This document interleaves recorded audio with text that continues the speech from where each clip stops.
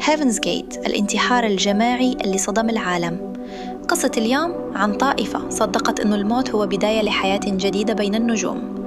بسنة 1997 بأمريكا صارت حادثة صدمت العالم كله. زعيم طائفة غريبة اسمها هيفنز جيت كان يعلم أتباعه إنه الأرض مكان فاسد ولازم يتركوه، إنه مذنب هال بوب اللي ظهر بالسماء بهديك الفترة وراه سفينة فضائية ناطرتهم حتى ياخدوا أرواحهم.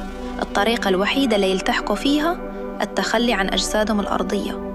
وبليلة واحدة 39 شخص اجتمعوا ببيت كبير، لبسوا ملابس متطابقة نفس الأحذية الرياضية وشربوا مادة سامة.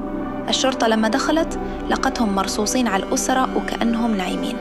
الغريب إنهم تركوا فيديوهات مسجلة يبتسموا فيها ويحكوا إنهم مبسوطين رايحين لمكان أفضل. الناس لليوم بتسأل كيف ممكن غسيل دماغ يوصل البشر لهاي المرحلة؟ وهل فعلاً كانوا ضحايا فكرة مجنونة أو في شيء خفي وراء هالقصة ما انكشف بعد؟ إذا حبيتوا القصة لا تنسوا تشتركوا بقناة قصص ميرو وتفعلوا الجرس، لأنه الجاي أخطر وأغرب.